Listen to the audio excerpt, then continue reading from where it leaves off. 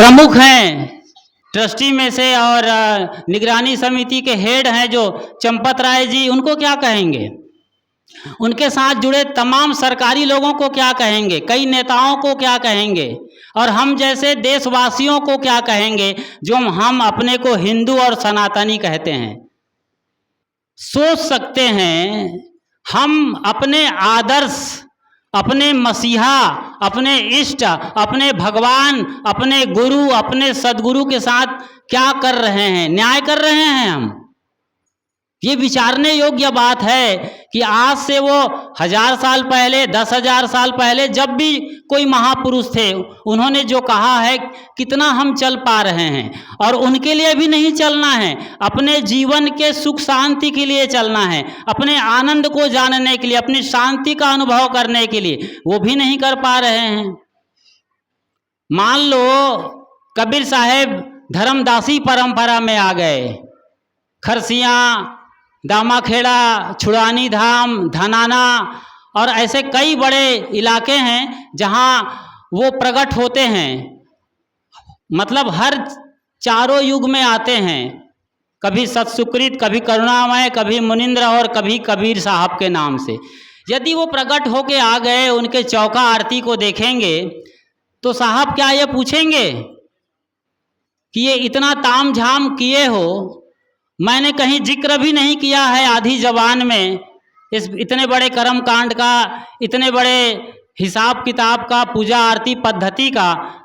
यदि वो लोग कहेंगे कि इतना कुछ करते हैं तो आपके दर्शन होते हैं, भगवान के दर्शन होते हैं, तब साहब कहेंगे फिर तो बढ़िया है, पाहन पूजे हरि मिले तो मैं पूजूं पहाड़।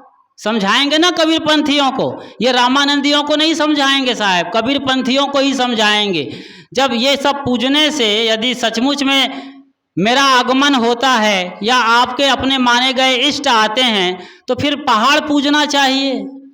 आज कबीर पंथ में कितने टुकड़े हैं, कितने विभाग हैं, कितनी शाखाएं हैं, ये महत्वपूर्ण नहीं है। कबीर कितने हैं ये महत्वपूर्ण है। आज कबीर कितने हो गए हैं, आज सबके अपने अपने कबीर हैं, सबके प्राइवेट लिमिटेड हो गए हैं कबीर। जैसे कबीर साहब को कबीर पंथियों ने डिबिया में बंद करना शुरू कर दिया है। क्या इतने छोटे कबीर हैं जो डिबिया में बंद हो जाए? वो सूरज की तरीके से आए थे और पूरी दुनिया को बराबर रोशनी दिए हैं, ना कहीं कम ना कहीं ज़्यादा। कभी राजा के यहाँ रुके बलक बुखारे में तो कभी गरीब के यहाँ झोपड़ी में भी आए। छत्तीसगढ़ और बिहार, यूपी के गरीब इलाकों में, गरीब घरों में वो भी जा कर के रोटी सब्जी खाए हैं। ऐसे मसीहा को हम कबीरपंथी अपनी छटंकी से, अपनी तराजू से तौल कर सिर्फ अपना और अपना बता रहे हैं। फटकार नहीं लगाएंगे साहब। सूरज कभी रुकता है? अमेरिका के लिए दादागिरी दिखाता है ट्रंप कि तुम मेरे पास रुको। पुतिन कभी उस पर आंख दिखाता है कि तुम रूस से आगे नहीं जा सकते हो? नहीं, वो भूटान के लिए निकलता है, वो और श्रीलंका के लिए भी निकलता है। ऐसे थे सदगुरु कबीर साहब। लेकिन आज हमने ही उसे छोटे से घेरे में बांध रखा है। क्या कबीर साहब ने ऐसा कहा है कि आप चलावा चौका आरती करो? कहीं जिक्र आता है? धनी धर्मदास साहब जी, जो कबीर साहब के इतिहास के पन्नों को हम पलटेंगे तो 12 साल बाद पैदा होते हैं, कबीर साहब के जाने के 12 साल बाद। और उन्होंने किताब लिखी होगी कोई 20-25 साल बाद। उनकी पहली किताब छपती है बेल्वेडियर प्रेस इलाहाबाद में। उस प्रेस में मैं भी गया हूँ संत श्री सत्येंद्र साहब जी के साथ। किताब का जो फर्मा छपता था उसको लाने हम गए थे। उस प्रेस में पहली बार जो किताब छपी है धर्मदास साहब जी का शब्दावली, वहाँ पर चौका आरती के विधान का कोई जिक्र नहीं है। ना चलावा चौका का है, ना आनंदी चौका का है, ना 16 सूद चौका का है, ना एकोत्री चौका का। और हम चलावा चौका आरती करके आज कबीरपंथी, हम मतलब हम सब, मैं सिर्फ किसी एक शाखा की बात नहीं कर रहा हूँ, किसी एक पंथ श्री की बात नहीं कर रहा हूँ, किसी एक हजूर की बात नहीं कर रहा हूँ। कबीर पंथी हम चलावा चौका कर रहे हैं। और कोई मर गया है, बूढ़ा दादा या दादी, मान लो उसकी आत्मा कहीं भटक रही है, कहीं अटकी हुई है, तो उसे चलावा चौका आरती करके हम सीधा सतलोक भेज रहे हैं। पूरा इसका सिस्टम है, दिया से लेकर पान परवारा, नारियल फोड़ना और तिनका तोड़ना। तिनका तोड़ते हैं और दोनों तिनके के टुकड़े को जो तोड़ने के बाद दाएं और बाएं होते हैं, उसको क्रॉस करके बाएं और दाएं कर दिया जाता है और पीछे फेंक दिया जाता है।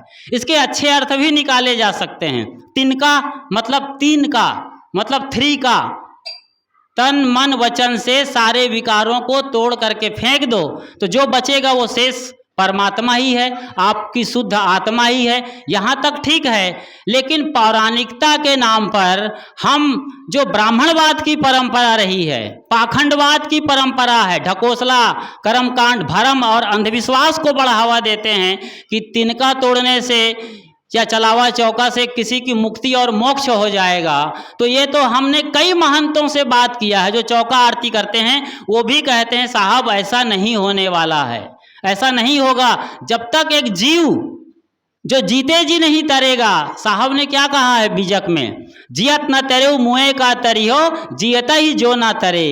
इस बात को हम याद रखें, उनकी मौलिक रचना बीजक की प्रमाणिक वाणियों को, तो हम भटकेंगे नहीं। चाहे वो चौका आरती परंपरा में हो, धर्मदासी परंपरा में हो, लेकिन उनका ब्रेन तो खुला हुआ होना चाहिए, मस्तिष्क खुला हुआ होना चाहिए, ताकि विवेक और विचार कर सकें।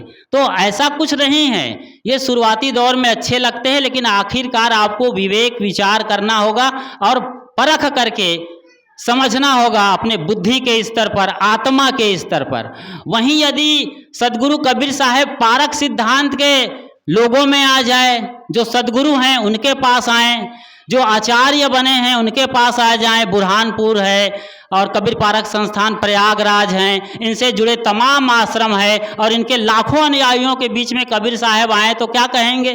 कबीर साहब यही कहेंगे कि आपके तर्क बड़े पैने हैं, आप बड़े बुद्धिशाली हैं, कारण कार्य व्यवस्था को भी मानते हैं, समझ अच्छी है, कहीं फंसते और उलझते नहीं हैं, लेकिन क्या आपको आपके अपने ज्ञान का जो उधारी ज्ञान है, उस ज्ञान का कहीं अहंकार तो नहीं है?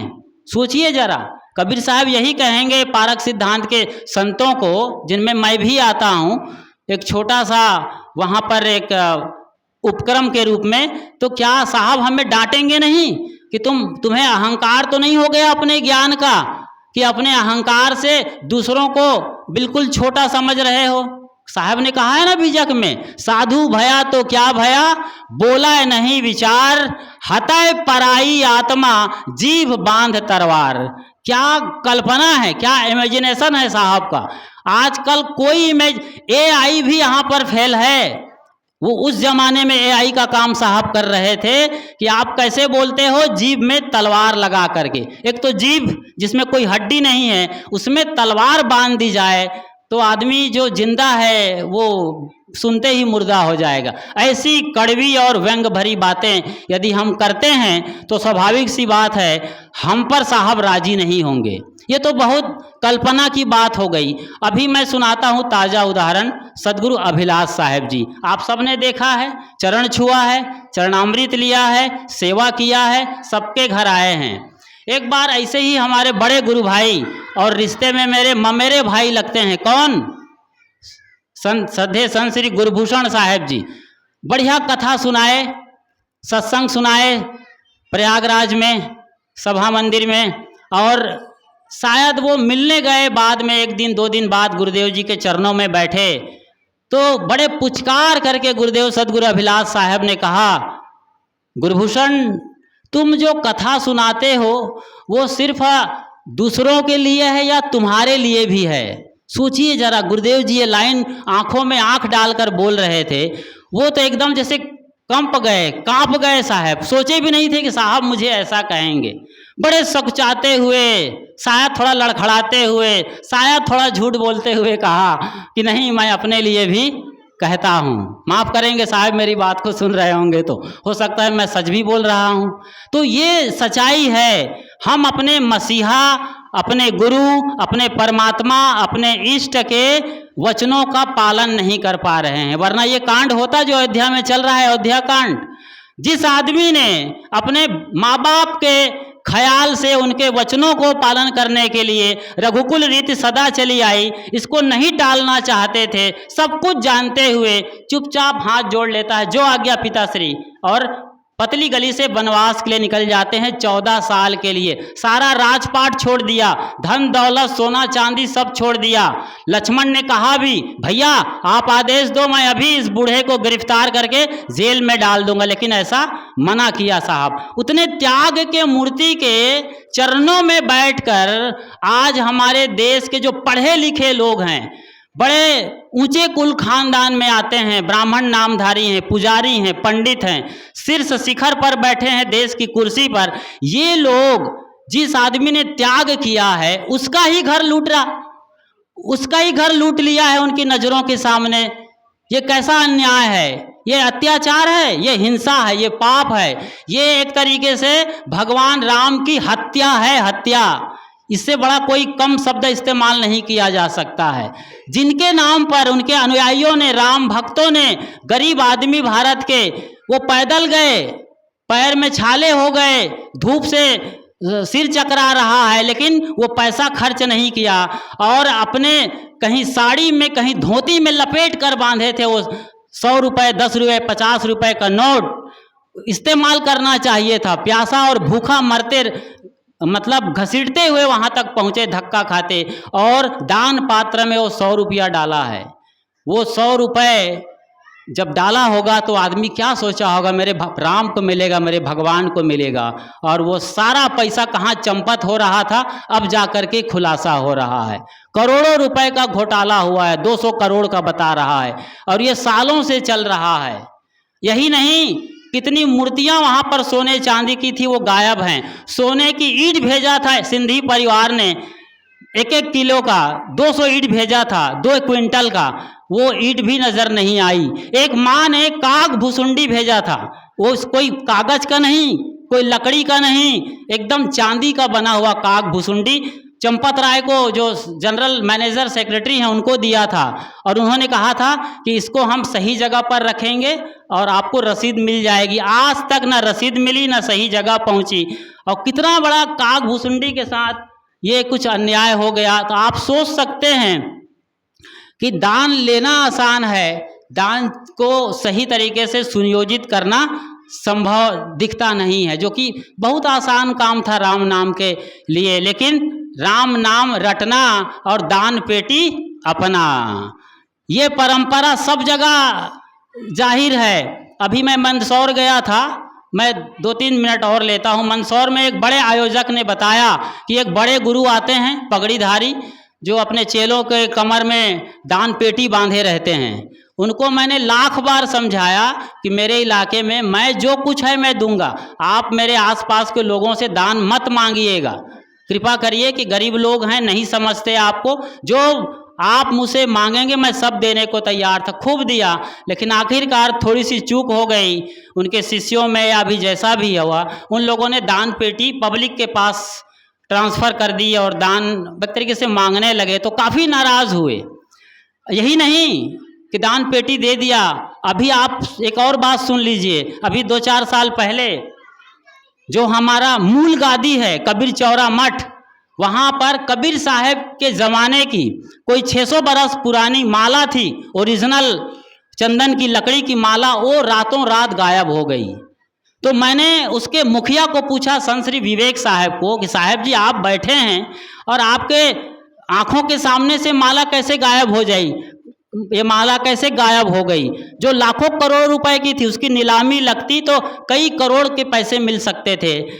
लेकिन उन्होंने कहा, देखिए हम तो बाहर थे, हम देख रहे थे, लोगों से बात कर रहे थे, थाईलैंड के लोग आए थे और पूजा करने के बहाने उन्होंने वो माला ही रातों रात उठा करके 9-2-11 हो गए।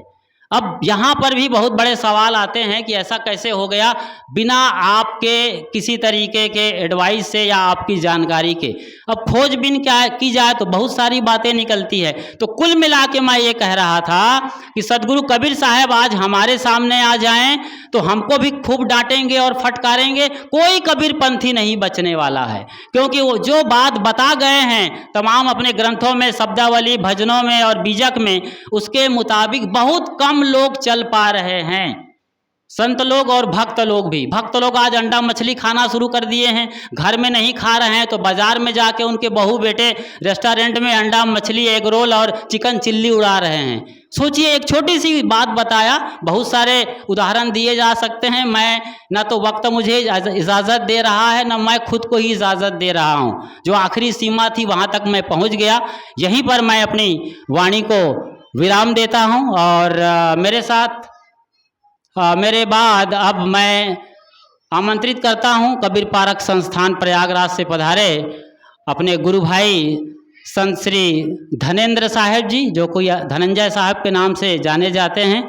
आपसे निवेदन है कि आने वाले 10-11 मिनट तक आप अपने विचारों से हम सबको लाभान्वित करने की कृपा करें। वो करुणैन साहब छोटा माइक दीजिए, लाओ शिवलाल फटाफट।